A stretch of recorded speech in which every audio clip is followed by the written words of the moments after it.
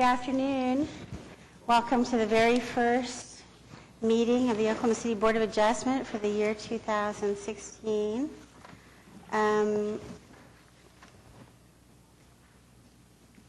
We are short one member today, so I don't think that will slow us down any, though. The first item on the agenda, first of all, if you've got a phone with you, would you turn it on silent, please, so we won't have that interruption.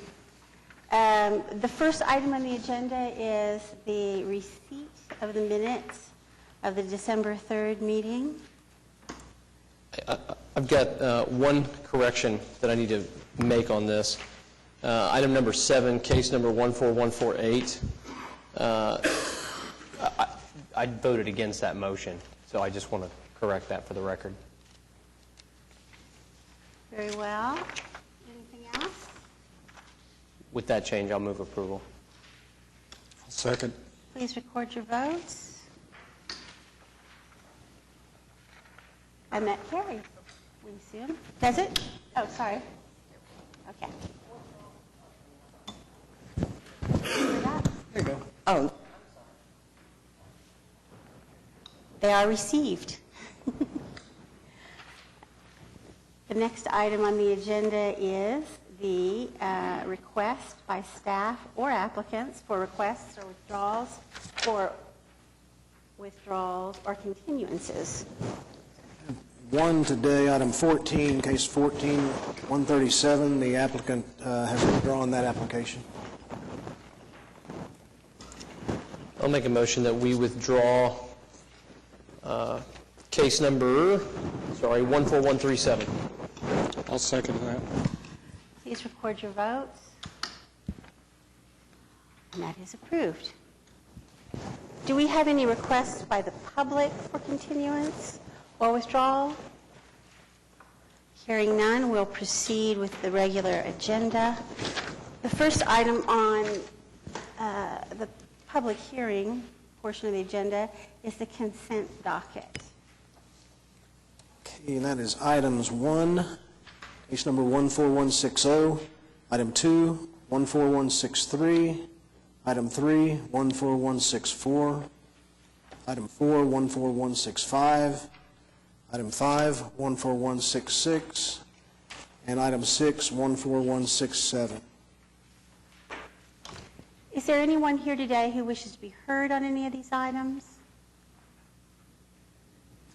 Seeing that there is not, I'll entertain a motion. I'll move approval of the consent docket. I'll second it. I have a motion and a second. Please record your votes. And it is approved. We'll move on to items requiring separate votes.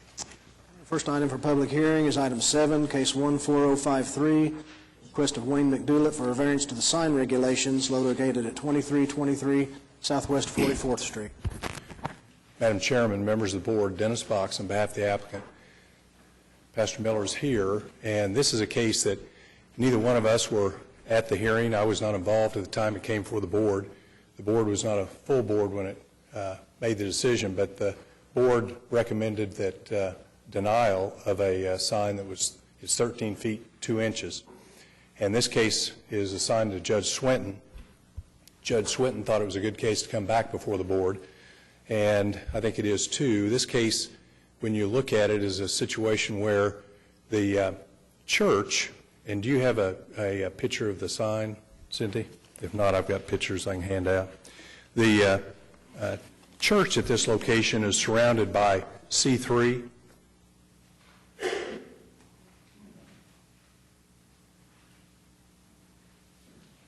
This is a commercial corridor, and C3 uses all around us.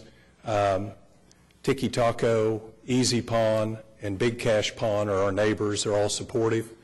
But this is a case where the comprehensive plan calls for commercial zoning.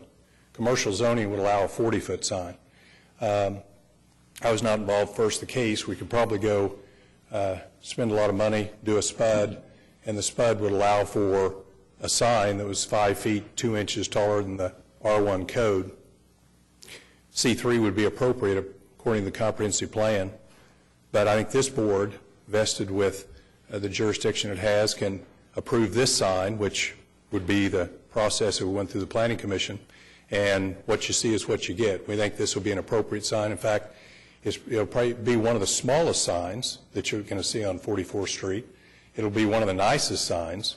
44th Street is a street that has a lot of upside and is had a lot of issues in the past, and that's why our neighbors are excited about us doing this. It obviously will allow people to know about the church, come to the church. Pastor Miller's here, and we're here to answer any questions if you have any. Did I understand you to say that this sign is smaller than the one that we looked at previously? Did you say it was No, this is the same one. It's the same one. But the sign person is the one that appeared, made the application, didn't understand zoning, didn't understand the fact that we're surrounded by C3, which would allow 40-foot signs, and I think didn't do his homework. When we went to Judge Swinton, she thought it was a good case to come back before this board and make a presentation. So we think that this board would be the appropriate board to allow this sign, which will be a small sign in a connection with the other signs you see on 44th Street. I supported this application when it came before us the first time in May, and the reason is because it's really, I think the application that we looked at for today, I'm not sure how far down that path I want to go, but what I will say is that if you look at 44th Street, there is C3 all around it, and if these people went and wanted to get it rezoned, I think there's a very good chance they could do that. Having said that, there are instances where a variance is appropriate, and to prevent things that are seemingly, a bad use of a lot of people's time. I think this is a good example of that. There's clearly some peculiarity here. I view it as a little bit of a hardship, because if everyone around them can have it and they can, it's different. It's a commercial corridor, as he said. I think this application made sense when it was here the first time. I think it makes sense again. As council outlined, it does coincide with the comprehensive plan, and I can't see that it would create any discrepancy from everybody else in the area. So there are a lot of instances, where creating variances for sign are not appropriate, and because they're specifically negotiated when they're in PUDs and things like that, that's not what we have here. So I continue to support the application.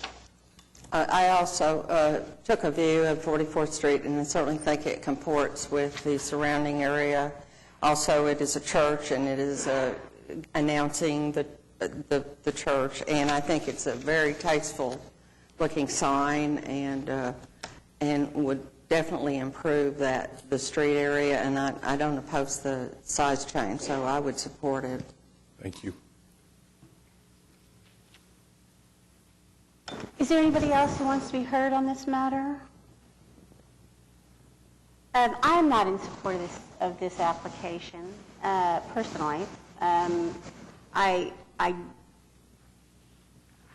doubt very much if the property were rezoned, it would be rezoned as straight C3. I think it would be rezoned into an SPUD, and in that process, I think some sort of signage that was more in line with the sign ordinance would be part of that package.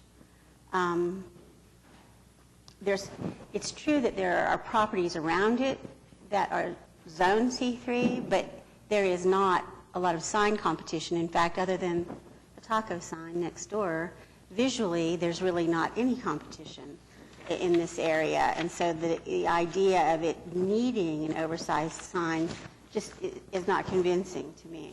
Well, but the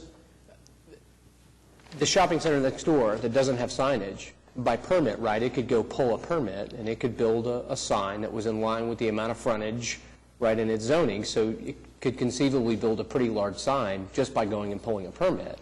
So I think, I agree with you, right? I understand what you're saying, but I think that's what makes this different. It's not that what's there is competitive, it's that what isn't there could very well be there, and there's an established corridor here that this piece of property is, it is, in my view, peculiar in that aspect. So to have them go get it rezoned, no, they wouldn't get straight C3, but I'll bet you council here would recommend for that to be the base zoning district, which would create an argument for larger sign than 8 feet. And I don't think what they're asking for is something, they're not asking for 40 feet or 30 feet, they're asking for 13 feet. So, I mean, I'm just making the argument a little bit more sternly that was made back when this was here the first time, because I think it was sent back because of some of that peculiar aspect. And that's what I'm looking at again a little bit more significantly.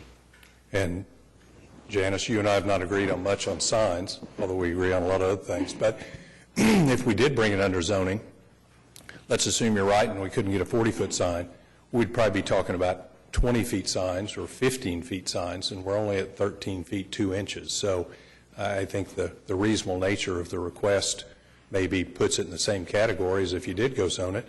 You would see this kind of sign or something a little larger in that zoning package. So. I understand what you're saying. I understand what you're saying, although your conjecture about the judge's reason for sending it back is a bit puzzling to me. I don't see anything in either the motion or the order that gives us much guidance about why you're here. I don't have any reason to change my mind on the vote on this, so I think you've probably got the votes you need, but you're not going to get mine. If there's not anybody else who wishes to be heard on this matter, I'll entertain a motion. I'll make a motion to approve the application. I'll second it. And, if you'll record your votes, please. And it passes. Thank you very much. I'm sorry, I meant to vote against that. Excuse me, I meant to vote against that. Sorry. The next item. Item 8, case number 14158, request of Red Bar Properties for a variance to the cessation of a non-conforming use and the parking requirements at 436 Northwest 27th Street. My name is Jack Chamberlain, 436 Northwest 27th Street. I was the one who asked that this item be continued from the last hearing, and it was because I wanted to look a little further at the property and at the other options. I have convinced myself that this property needs to go through a zoning process. I don't think that what you want to do with the property is unreasonable, but I don't think that the method by which you're trying to get there, in other words, to extend the non-conforming use and to get a waiver of the parking requirement is the right way to approach it. The Paseo area is one that has been under redevelopment for a long period of time. The city has an enormous investment in that area in terms of promoting the redevelopment of that area in the quote-unquote right way. Again, I'm not opposed to what you're trying to do, but I think you need to go through the process of rezoning to do it. The HP Commission basically took a pass on this because there was no proposal that the exterior of the building be changed. Looking at the exterior of the building, I think there will have to be some changes to it. I noticed the back, I don't know if you'd call it a porch, but the awning and so forth are going to have to be dealt with. Like this. The only approach to the property, or the only parking for it, is through a really messy alley that comes to a halt right at the edge of this property. And I think that there's a process of give and take that needs to be entered into on the redevelopment of this property, and I would like to see that process go through the zoning route rather than through these variances. First of all, as I understood it, it was a 6-plex, and now you're proposing that it be an 8-plex. Well, we believe it was originally an 8-plex, turned into a 6, and now we're just trying to shrink the amount of bedrooms just to make it I don't know if you recall, but it's a very strange layout. It just doesn't make sense. Mainly the studios or not the 2 bedrooms on the end, to leave your kitchen or living room to go to your bedroom or bathroom. You basically leave your front door, walk up the common stairs, and then go in another old front door, because those used to be separate.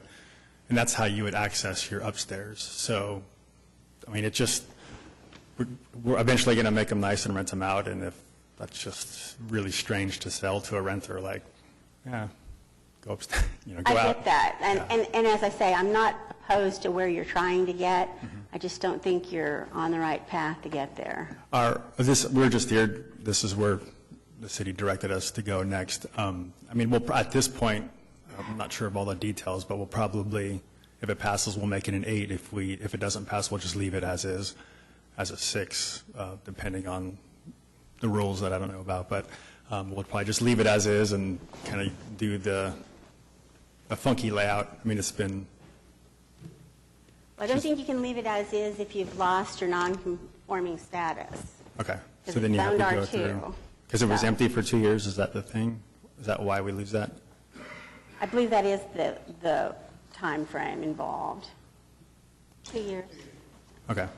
JJ, he could come back, could he not, at some point and get, I mean, he could get a variance for the non-conforming status, is that correct or no?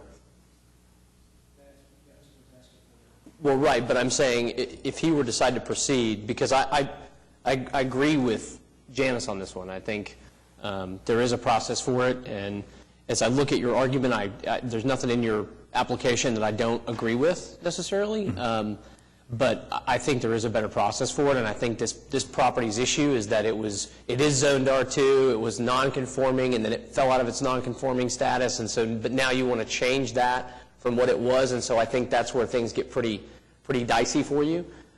So I can't support the application either for that reason. I do support what you're doing, and I think if you follow those channels, you'll probably be successful, but What does that look like? I mean, is it just someone else saying, okay, it's R4, or I don't just because I'm a beginner, I'm wondering what that takes. it's a rezoning process. So it's kind of the same process that we're doing here, just with another group of people? It's similar, you go before the planning commission and then the city council. Just be a Okay. different type of application. Okay, We would apply the fee that you've already paid okay, for this variance toward that application. okay. My only comment is that you seem to discuss the economics of it between the 6 and the 8, and that you thought you could have a more stylish and upgraded interior for the 8 as opposed to the 6, but you could still do the 6. I have always thought you have to have enough parking spaces for the units, and I know in that area of 26 and 27 I drove around, it's already congested with these multifamily, and parking is everywhere and kind of crazy.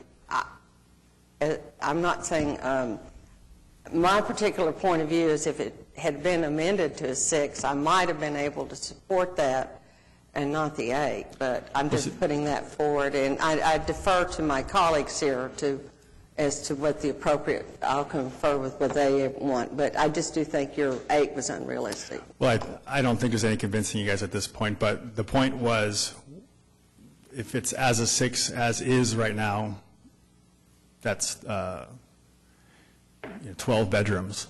So that was my whole point. We can leave it as 12 bedrooms in the way that the guy before us, I guess we can't really leave it, but it has 12 bedrooms now, and we were just saying, hey, let's just give us 8 bedrooms. So I know the whole idea of making more units, in theory, is a bad idea to boards and planning and things like that, but we're actually saying, hey, we want less people to live here. It's better for everybody, and that's kind of what the application, I guess that's neither here nor there. Maybe we go through the regular zoning, but, anyway, I guess that is what it is. Well, I respect and appreciate what you're trying to do, and I think everybody here supports the development. It's just that we have to be careful because this board is charged with basically ensuring that, and we don't always have to agree, right? But these boards are charged with holding that the legislative bodies that set these zoning regulations and all that are enforced unless there are a set of criteria that are met. And in this instance, I don't think you can meet that criteria.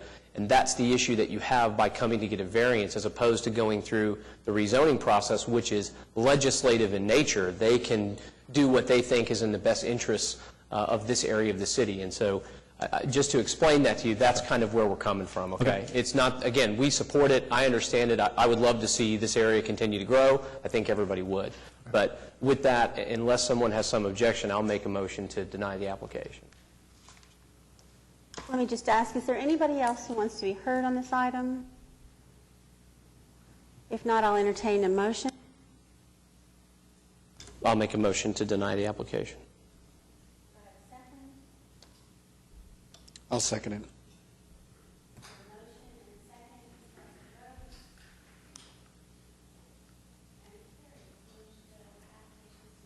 Awesome. Thanks, guys. Yeah, I hope, I will try. We may have to just punt it to the next group, just sell it as is, I don't know. So, but thanks anyway. Item 9, case 14161, request for variance to permit a single-family home in the AE Airport 1 overlay located at 10200 Southeast 74th Street. Hi, I'm Sherry Hagemeister, and I actually have nothing to add, unless you have some questions. What was your address for the record? The address is 10,200 Southeast 74th Street, and my parents and I have owned that property since I was about 16 years old, and so that's about 40 years. There's never been a structure on this property No. before, right? Okay. I could get to aerials back to 90, but that was it, so I just wanted to make sure that was true. That's why I added the 40 years. We actually own the two other homes to the east, and they've since been sold. Did you get any approval from anyone at Tinker on this? No, ma'am. Is it within the Tinker mapping? It's outside of the Tinker Airport overlay. It's outside. Yes. That's what I was told. Is there anybody else who wishes to be heard on this item? If not, I'll entertain a motion. I'll move approval. Do I have a second?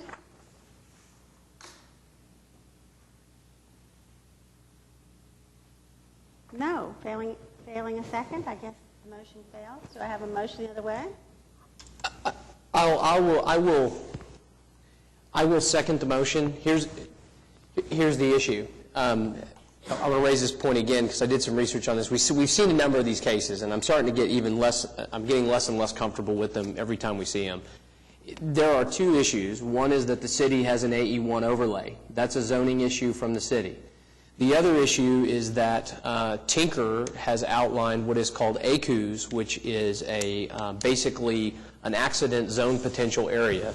And your property falls within what is known as APZ2, which is kind of a low-level likelihood, but it's still something that these Air Force bases are looking at when they decide which bases may or may not need to be closed.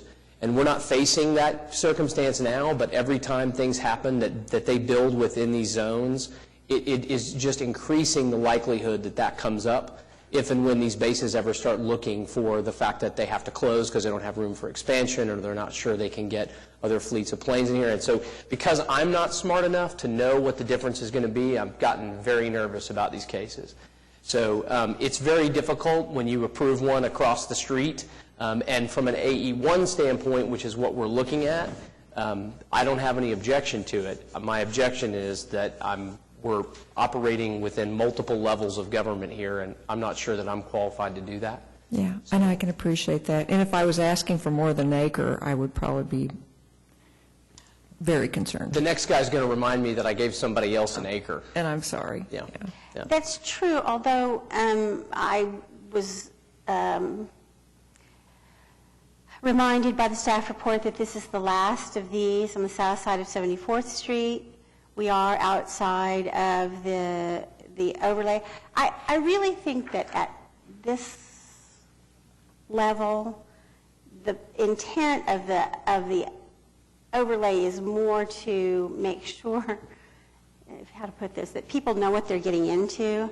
And I'm not sure I would want to live in this house, this close to Tinker Air Force Base. And I think, when you start talking about development on a scale that is, a neighborhood scale, that kind of thing, that's a real issue because there are some neighborhoods in the city where I think people were a little surprised to find out that they were living as close to that noise as they are. But I think that the safety issue, if there is one, is very minimal at this point.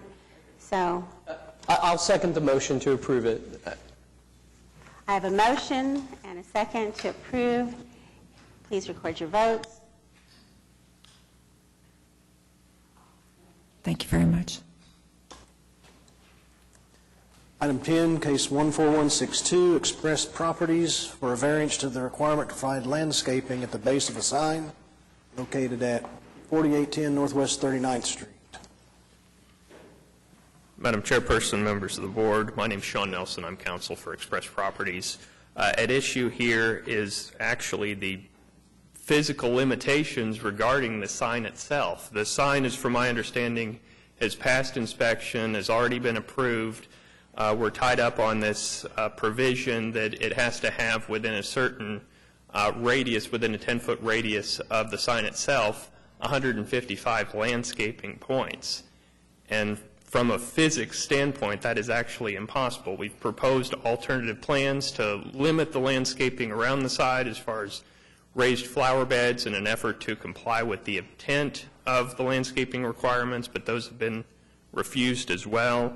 Part of the staff reports part of the staff report's recommendation was to provide landscaping for other portions of the property itself, but the entire portion of the property, or at least the frontage of the property, is a parking lot display area for automobile sales.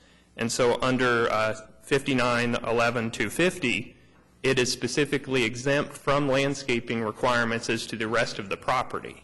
So the provision of having other landscaping put on different portions of the property shouldn't be an issue, but due to the exemption.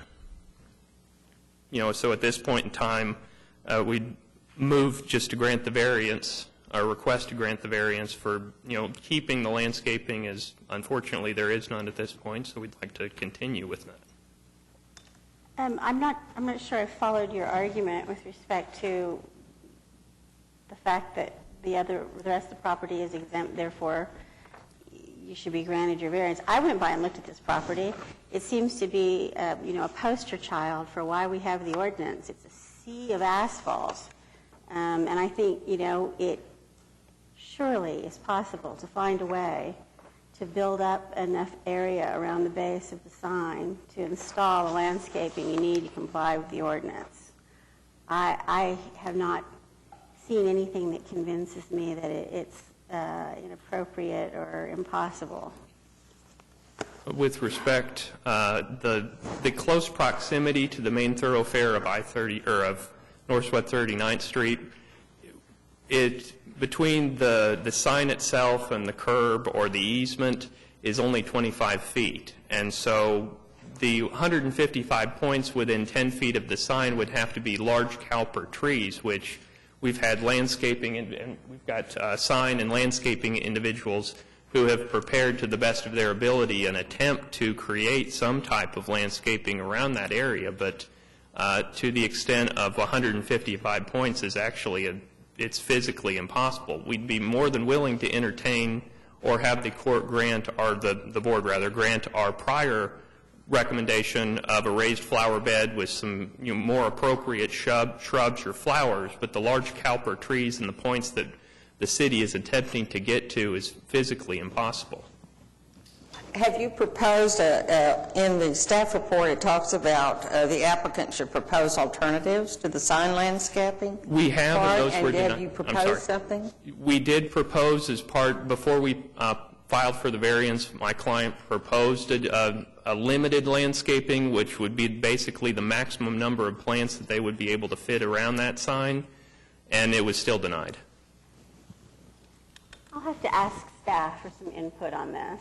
What he's talking about is that their sign permit was denied based on the lack of landscaping, and they proposed something to plan review, saying, can we do this instead? I don't know, if it doesn't meet code, they're going to say no, but the board could accept something less than the ordinance requirement. I think that we need to continue this case then so that you can get with staff and come up with a plan that we'll approve. Yes, ma'am. Can I have a motion to that effect? So moved. Second. I have a motion and a second to continue this case 2 weeks. Would that be enough? Should be appropriate. I'd have to confer with my docket. Okay, that sounds good. All right. So the next regularly scheduled meeting of the Board of Adjustment, which is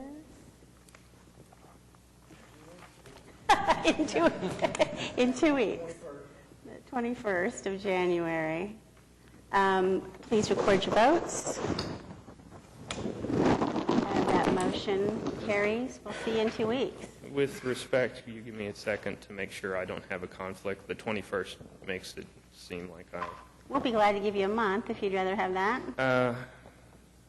same time 1:30 would be appropriate. I've got a 2:30 in Oklahoma County, but it should be more Try than to enough get you in time. and out. All right.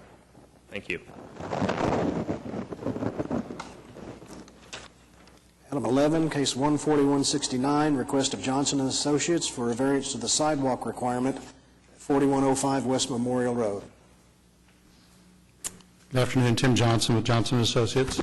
We're here at the request of the property owner, and they're under construction with an office building at this location.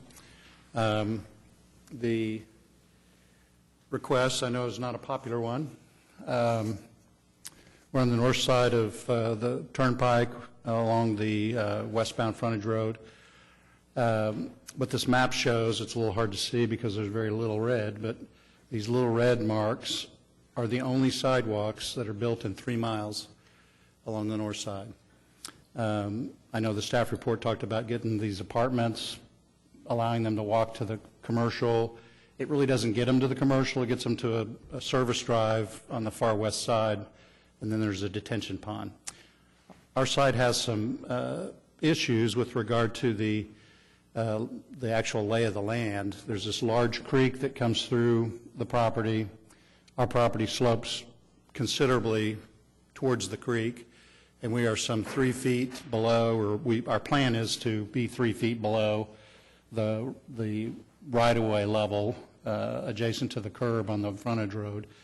So if you can envision in your mind, you're going Northwest Highway westbound, you look over to Penn Square Mall, they're several feet below the parking lot, and then it slopes up to the curb there. We'll be similar to that, although there is a place to put the sidewalk. It's just that it removes it from the actual use of the parking and the user, the building user. So,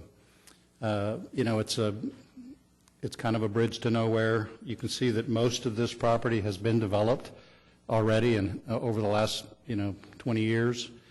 There are very few spots that have not been developed where sidewalks would be mandated.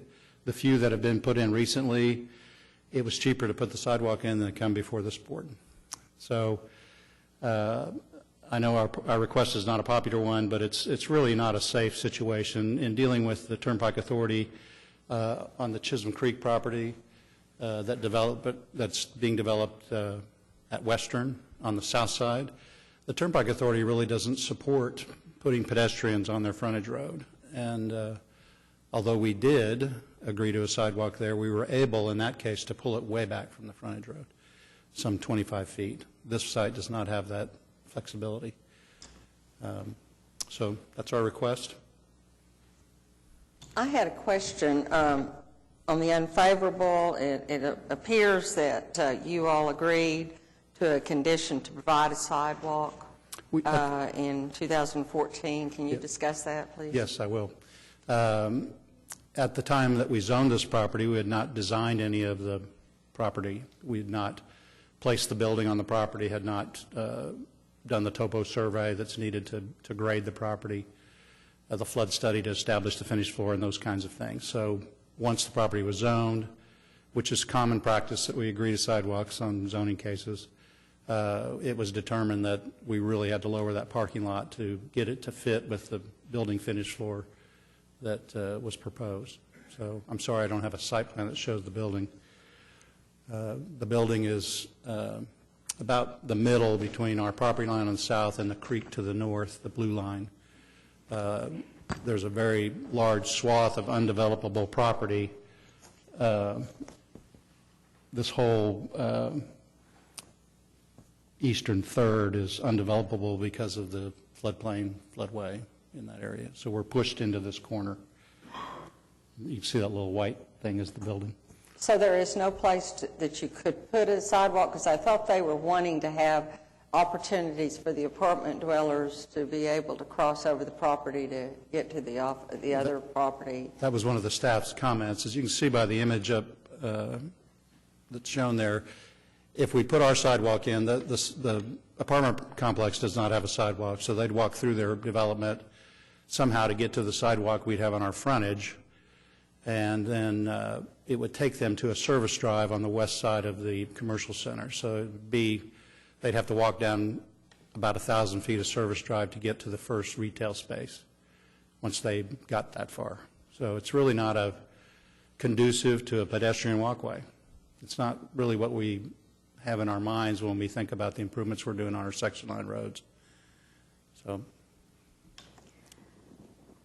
I'm sure you'll not be surprised to hear that I'm unpersuaded by your arguments. I think this is, exactly the kind of situation that is envisioned by the requirement. There are people on your west and commercial uses on your east, and the idea of providing a way for people to get from one to the other is exactly what this is all about. I don't think this is a sidewalk to nowhere. I think it's definitely a sidewalk somewhere. It's not ideal, I understand that, but it's also not physically impossible. And the fact that Memorial Road is a very busy street and the Kilpatrick Turnpike is right there is all the more reason why people need a place to walk. So. I'll say too, this stretch of road, Memorial, because it's a divided thoroughfare, is very dangerous. I drive it every day, and people will walk in the street because they have nowhere else to walk. And instead of being able to walk against the flow of traffic where people can jump out of the way, I mean, you'll just be driving along, and all of a sudden all the cars will start to jump over to the left-hand lane, and there's somebody standing in the road because there's not really even a place for them to walk. I mean, I agree with Janice. We have been given, in this instance, which I'm very thankful for, frankly, personally, a very clear directive from council. And I think if developers and other people feel like that requirement is too stringent or too strict or too focused, that's the proper channel to go through that for us to grant variances, except when there are truly clear cases of safety and public safety issues. I just can't support them because that's outside the confines of what we're supposed to be doing. So unless somebody has other comments or feels differently, I'll make a motion to deny the application. Let me ask first if there's anybody else who wishes to be heard on this matter. If not, I will entertain a motion. Make a motion to deny the application. Do I have a second? I'll second it. I have a motion and a second to deny the application. Please record your votes. thanks for your time. Item 12, case 14170, request of HPI Community Hospital for a variance to the sign regulations located at 9800 Broadway Extension. Is the applicant present?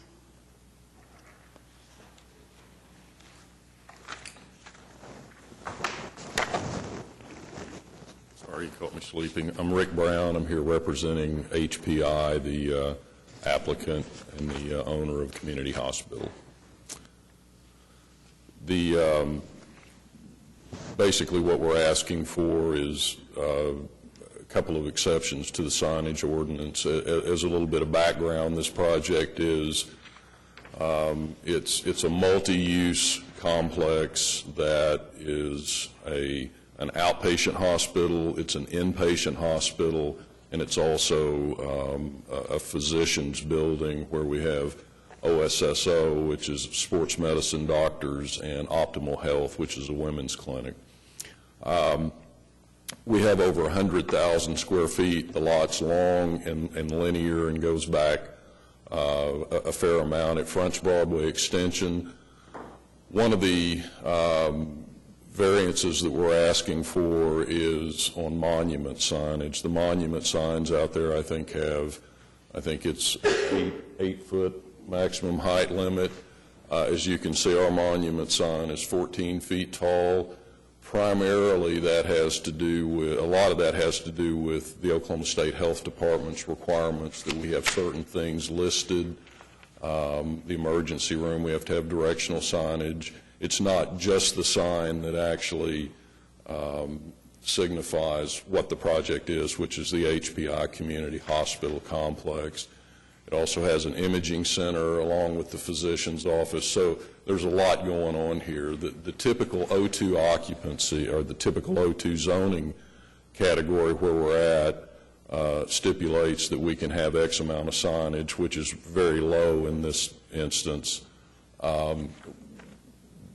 That contemplates office buildings. We got a special use permit to do a hospital in this zoning, but that did not carry with it the special exceptions that are needed for hospital-type signage. So there's certain signage for emergency rooms, and all of this signage particularly is classified in the sign ordinance as a monument sign because it's a ground-mounted sign. These are all directional signs. So we have, how many of those do we have? Like 8. We have 8 of those, and I think we would be confined to having 2 monument signs. We really only have 1 monument sign that's the one in excess of 8 feet, but then we have directional signage around and through the site that are classified as monument signs, which we'd like to also include in our variance.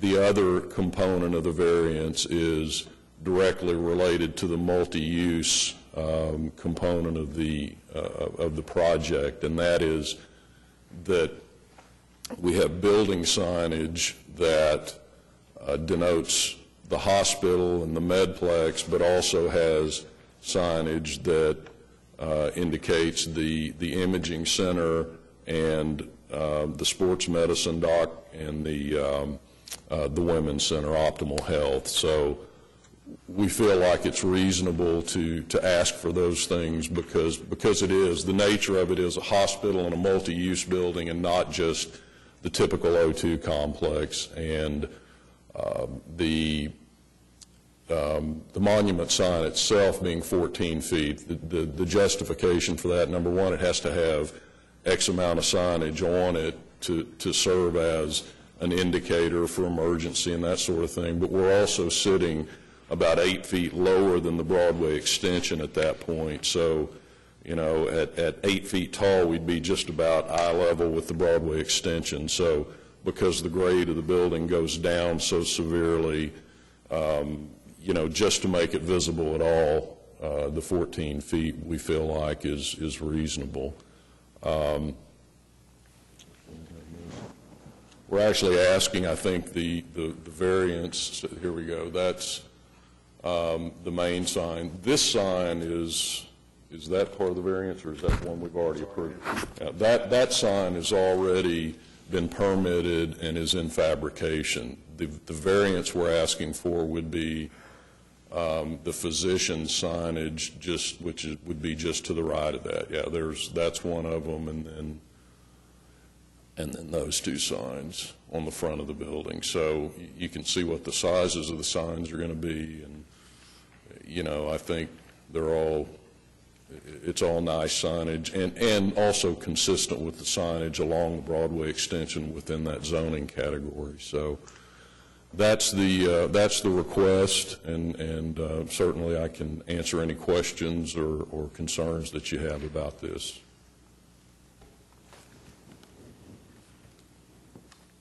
I have slips here from other people who indicated they wanted to be heard on this matter. Is it Jess Schweinberg, Michael Laird, and Mark Galliard? Yeah, Galliard, Mark Galliard. I'm at 9600 Broadway Extension, Oklahoma City, Oklahoma. I'm with McBride Orthopedic Hospital and Clinic. And not opposed to the signage on the building. What I'm here today is to oppose the monument sign that's 14 feet. Clearly, I would ask that the board look into the State Department of Health signage requirements. We've had a hospital on that location for 10 years and do not have a 14-foot sign. We have medical imaging, we have physician offices, we have emergency room, same sports medicine doctors, et cetera. And our concern is having a sign that large on the Broadway extension. I think you can visualize very well the building that they're putting up, the signage that they're putting up. I don't understand whether there's an unnecessary hardship to have a sign that large. As I said, we've had it for 10 years, and have not had a problem.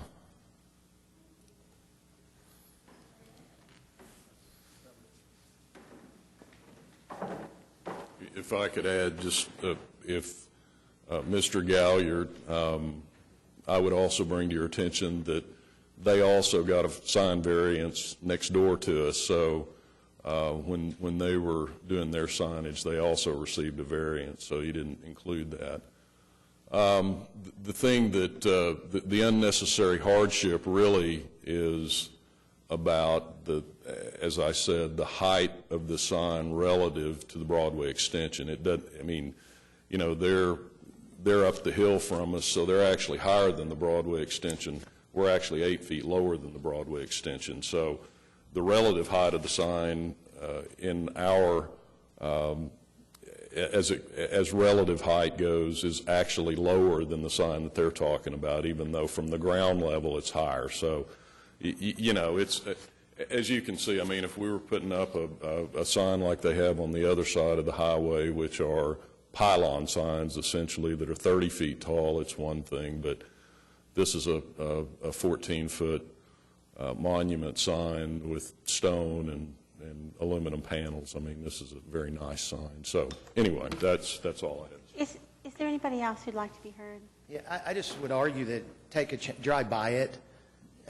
There's no problem with visualization of the building and any 8-foot sign that would be there. And I actually offer our signage that we have currently right now. Thank you. I actually did drive by this at night to look at it. And I have a few comments I'd like to offer. First of all, as we've discussed many, many times, Broadway Extension is an appearance corridor. And every effort is made at every opportunity to keep the signage along Broadway Extension to an absolute minimum. To the south of this property, on the east side of Broadway Extension, there are 2 medical facilities. They both have a minimal amount of signage. They both have their names in lighted lettering. They're very tasteful. Not sure whether they're a little bit larger than they would normally be required or allowed to have, and therefore we're subject to variances. For some reason, I think that's probably true. But nonetheless, it's quite minimal. This area has become a repository for medical facilities. I don't think anybody's going to have any trouble finding their way over there. I don't think that there'll be any trouble seeing the names of the buildings on the buildings. I don't think that the monument sign is being 14 feet is necessary in order for people to be able to find their way there. The directional signage, I understand that there may be some need on site for signs that direct people to various places, although the placement of these suggests to me that they're really just sort of at every opportunity along the parking lot. I think there are too many of them. I think they're too large. And I really think that it would be a good idea if you would continue this case and work with staff and come back with a plan that has a better chance of support, at least if you want my vote. I'll hear from the other members of the board. I can understand the need for directional signage, and I think that that's important, and I would concur that directional signage is something that I could support if you guys could come back with a little bit of a plan. But as far as the current monument sign, I just can't support that. I also have no problem with the directional part of the proposal, and I don't believe there was an objection from you all on that aspect. You were only objecting to the height. How much? What is the height of your signage? 8 feet? Okay, thank you.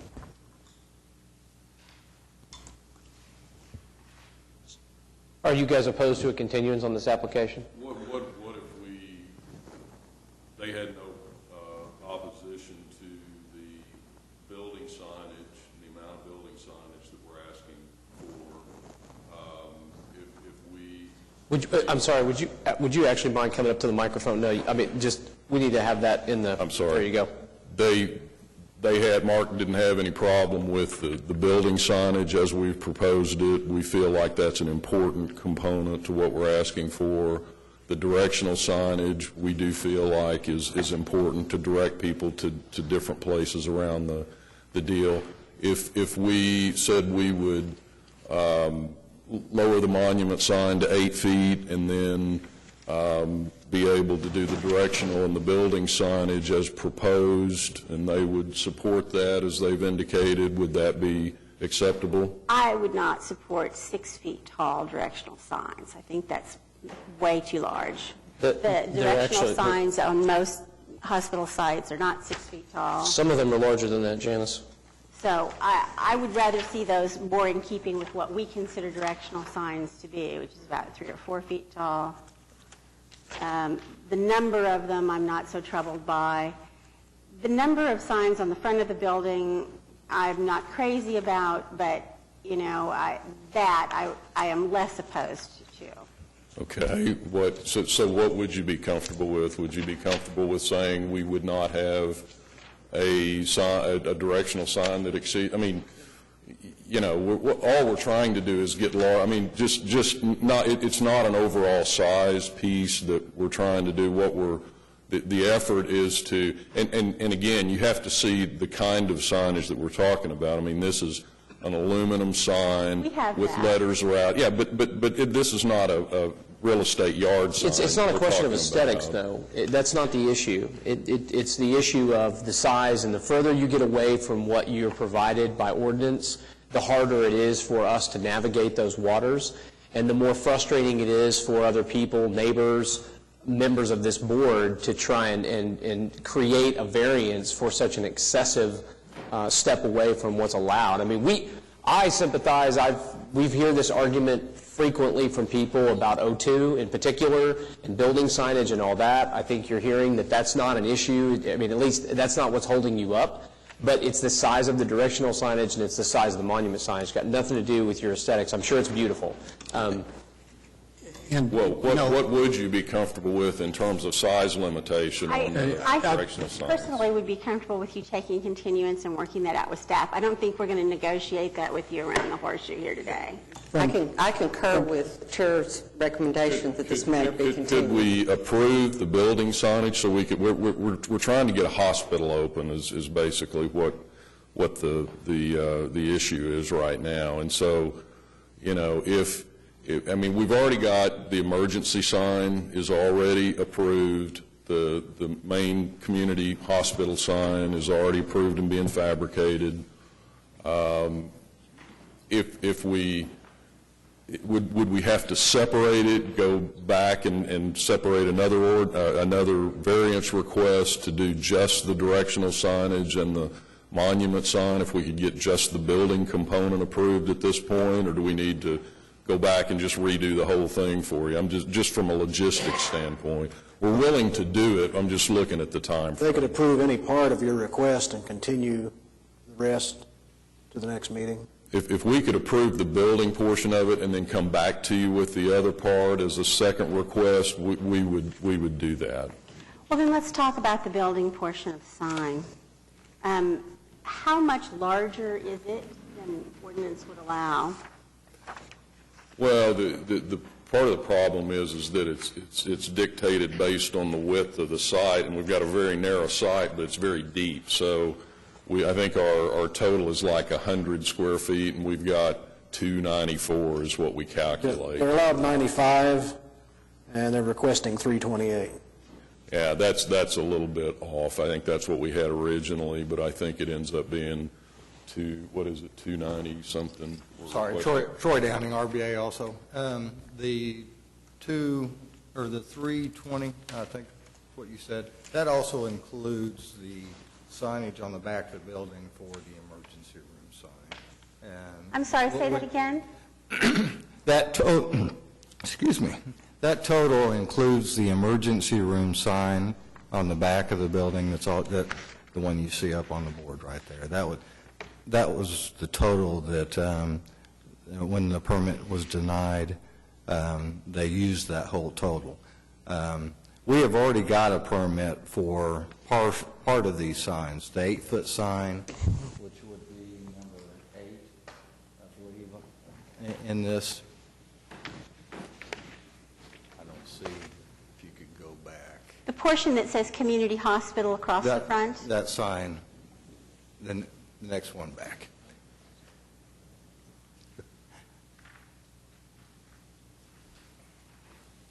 One more. There, that one. That sign right there, which is the 8-foot sign inside of the site, has already been approved and is under production now. The only one that we don't have in production are the ones on the building, all the site signage, because we were coming for the variance on that, and the monument sign. But the building signage that you're asking for today that's a part of the 328 is the HPI Metaplex sign, correct? Correct. The emergency sign, correct? Emergency Has already been approved. Has already been approved. Okay, so it's the HPI Metaplex sign, and then there's a sign that says OSSO. Correct. And then I think it's Optimal Health, Optimal Health, correct? that's correct. So it's those 3 signs. Those 3 signs. Mr. Laird, did you have something you want to say? Michael Laird, 324 North Robinson, Suite 100 for McBride Hospital. I just wanted to make sure that it was clear that we have no problem with the continuance based upon what the board would like to go back to be discussed with staff. We're fine with that. And really, the key objection is the 14-foot monument sign. We also have some pause with respect to the number of internal signs, as well as I think people around the bench do. Also, I just want to make that clear. Well, I think that I could support the signage, the 328 square foot signage, and then let you all come back with something on the directional signage to propose to us, because we're really not in a position here to give you an advisory opinion about, well, if you do this, we'll do that. We're just not in a position to do that. And, you know, we have to rely upon the staff to help us evaluate that, and so that would be my thought. And now what I'll add to that is I think what you're going to run the risk of if you overindulge on those signs is getting denied.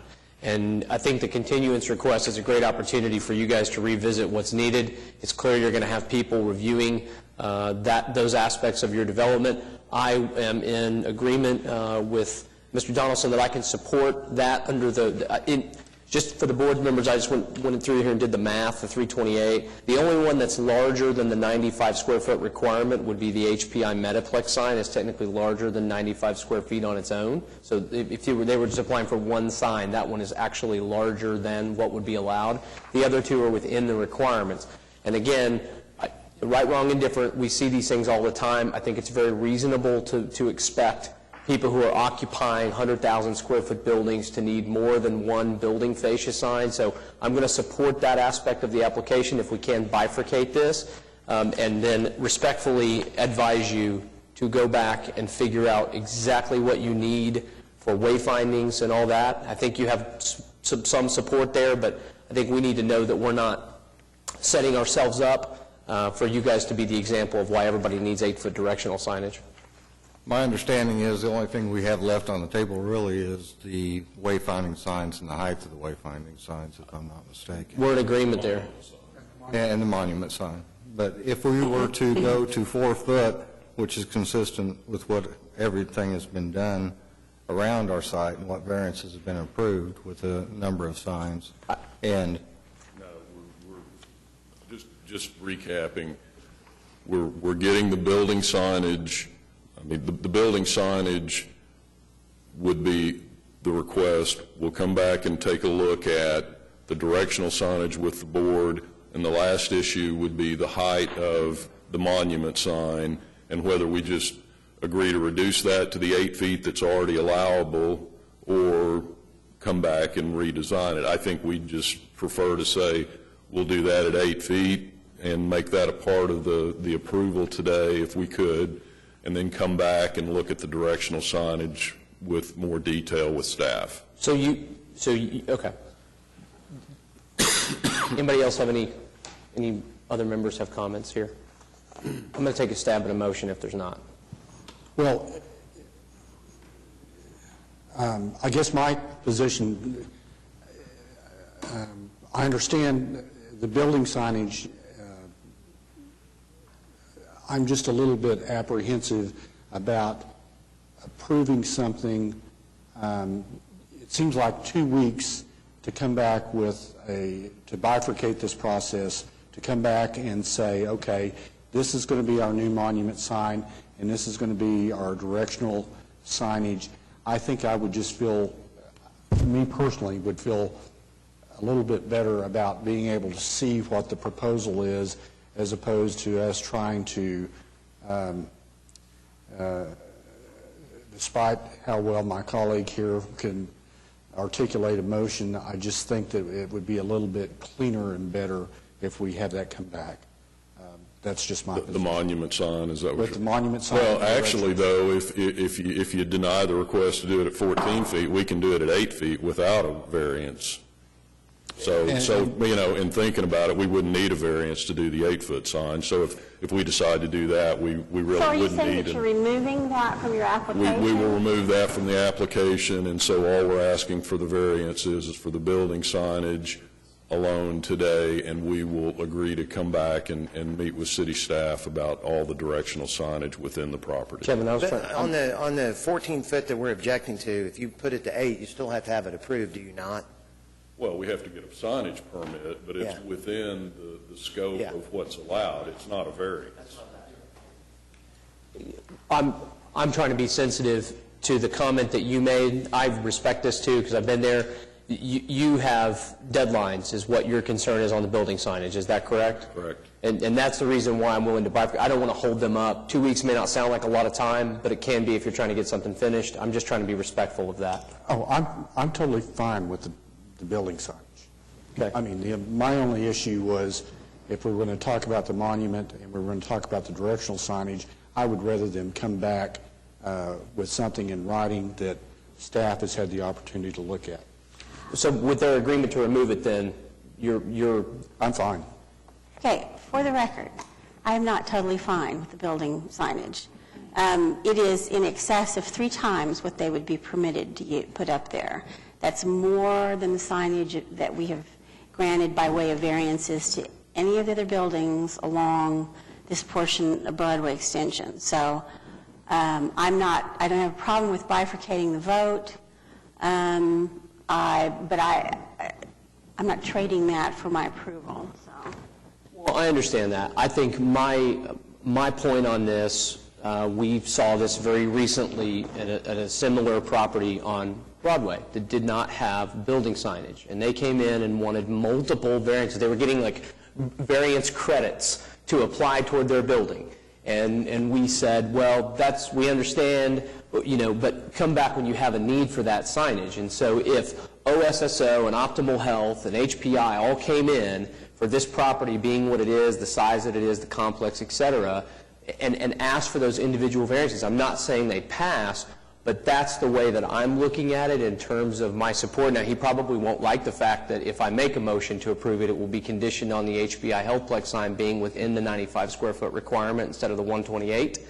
But I know that I would at least be willing to listen to those things because, again, it is not unreasonable for businesses to ask for signage so they can be identified on the building. And they're so limited by that monument signage, I think it creates the hardship that I need to feel comfortable that wasn't what people in O2 zoning had in mind when they crafted a sign ordinance that gave them one building sign. And yet, you heard the McBride people say that they've been operating on their site with multiple users in just the same capacity for how many years? 10 years. Without the need for this. And I mean, what is the message we're sending them? It's like, oh, they just got, 3 signs for their building. Well, let me be clear, McBride did get a variance for their signage. Hang on a second. I respect that, and I understand that, and I'm sensitive to the fact that you do create slippery slopes, especially in certain corridors that we have made appearance corridors, and that's the juggle. But if there are people who come before the board and they want a variance to get visibility for their business, it's very difficult for me not to sympathize with that need and look at the ordinance and say, when people were looking at O2, and when people think of O2, they think of little garden offices and you know, little residential-style buildings that have this signage. You're right, it's not necessary for those, but this is a huge complex. And the other sites that have been O2 we've looked at where variances were granted is because they were large buildings with multiple tenants, and so it's this, to me, there's this issue with the ordinance itself in that area that, to me, it's unduly oppressive for businesses. If McBride can do that, and they operate successfully and don't want it, that's their call. But Who says they don't want it? That's not the point. I understand. And there is a process for rezoning of these properties. They had to get a special permit to put a hospital in an O2. They could have gone a different route, and they could have negotiated their signage. That's a fair Mr. point. Laird, how do you feel about the building signage? How does your client feel? I think Mark can speak for himself on that. Go ahead. Yeah, we don't have a great issue with their building signage, I think, on the building. I think it's appropriate. I do have some concerns because we're building a 120,000 square foot medical office building that, if this is granted, is going to create, I mean, you know, where do we draw the line is my concern. And that look off of Broadway Extension is very important to us, too. So, and not that we don't want a bigger sign, but we want to keep it looking appropriate for that location. And with all due respect, what their neighbors think about it is really not the driving issue here. I understand. I understand your point. And I'm not, this comment is not a personal one in nature. They may very well be the next ones up here. Okay? And I get that. Or they may not be. Maybe that's the reason they support it. Maybe it's not. But it's an argument that I can support as a legitimate purpose for a variance. I'm not saying that's the reason it should be granted. I'm not saying it's a good one. I'm saying it's one. Yeah, we don't have a lot of heartburn over the building signage. I appreciate Mrs. Powers, but... And I understand that how they necessarily feel doesn't necessarily carry the day, but they are citizens and they do have the right to speak, and I just want to know how the next door neighbor feels. They're stakeholders in the corridor as well. Yeah. I mean, The other comment is that you're looking at the medical community and providing medical care, and patients have enough trouble finding their way anyway, and some of them are depressed or some of them otherwise. I think it's important, because of all the various divisions and things, to have something, and I don't, you know, and so I think their comment is, at least can be received because they're in the same industry and the same medical care, and I think it's important to be able to provide something for patients, to be able to find, and some of them may be disabled or otherwise. So We haven't had a lot of issue because within the building we have appropriate signage. Well, it sounds like we're about ready for a motion. I'm going to take a shot here. Call this a rough draft. I'll make a motion to approve the application as it relates to the building signage, conditioned upon the fact that the HPI Metaplex sign needs to be within 95 total square feet, as outlined in the ordinance. You've removed the monument sign, right? Correct. And that we continue the portion of the application that relates to the wayfinding signs inside the complex to the January 21st meeting. Did I do anything wrong there, Laura? I think it'd be best if we did the approval as one motion and the continuance As a second? Okay. Well, then the first motion I'll make will be for the continuance of the wayfindings to the January 21st meeting. Do I have a second? And so that I understand, currently you're withdrawing the monument sign. That's correct. I can second that. I have a motion and a second to continue the portion of the application that relates to the directional signage until the January 21st meeting. Please record your votes. That motion passes.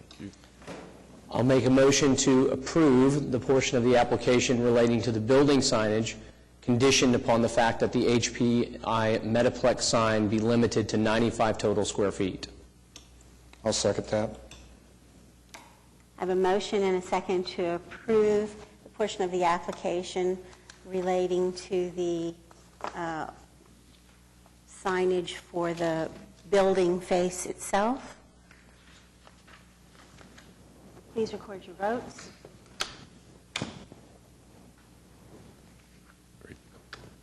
That motion carries as well. Thank you very much. Excuse me, is there any need to make a record specifically with respect to the withdrawal of the monument sign from the application?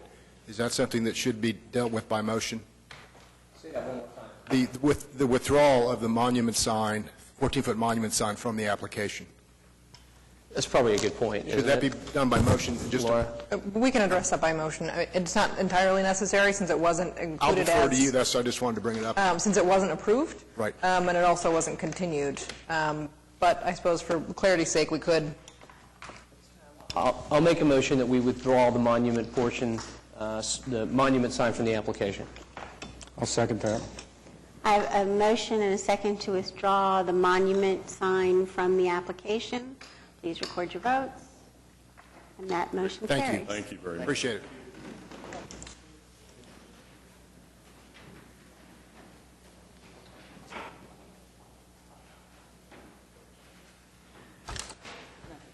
Item 13, case 14172, request of Sky Venture Investments for a variance to the maximum sign area located at 13600 Pawnee Drive. Name's David Scott, Starlight Sign, 7923 East McKinney, Denton, Texas. I represent the applicant, Sky Venture.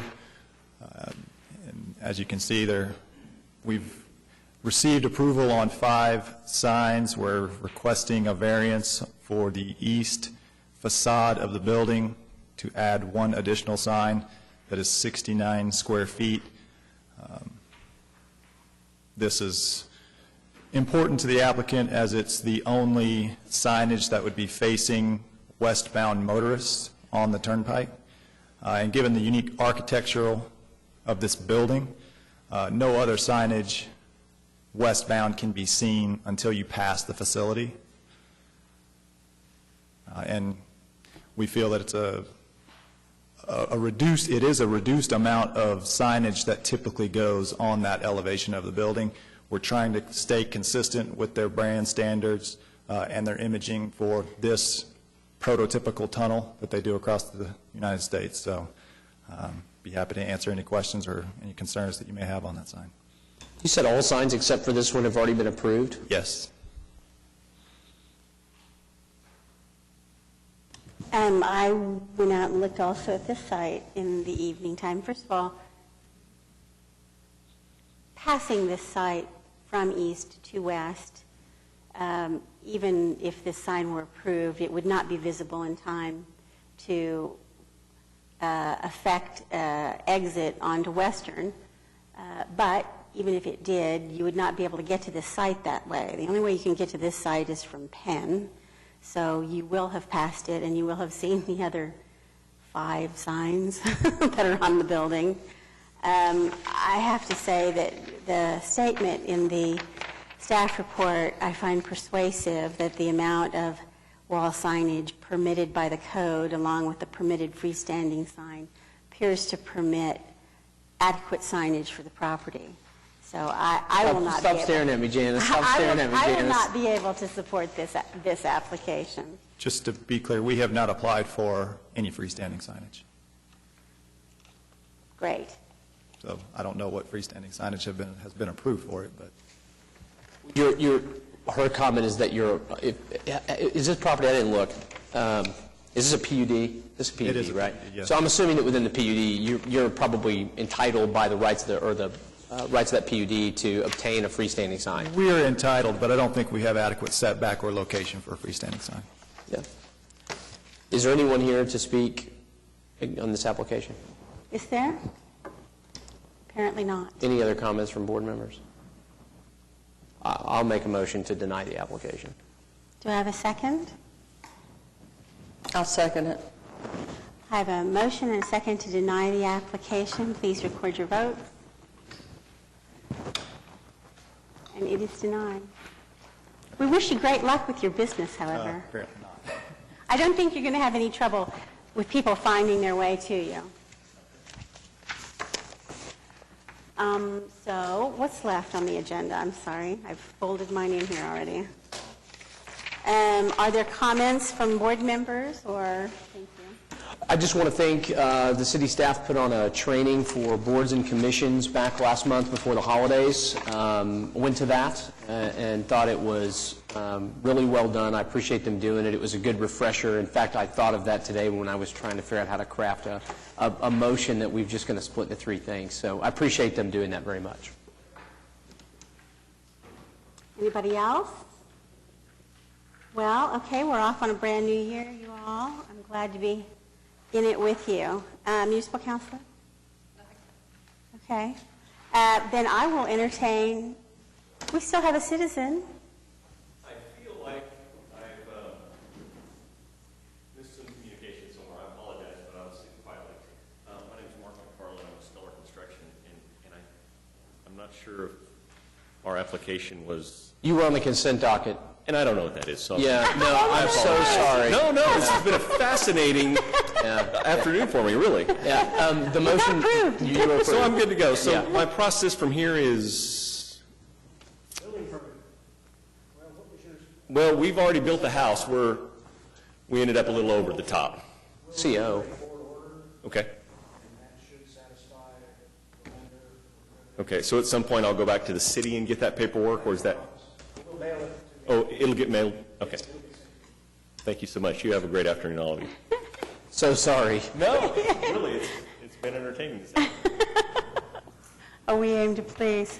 Okay, so I will entertain a motion to adjourn. I move to adjourn. Second. I have a motion, a second to adjourn the meeting. Please record your vote. And the motion carries.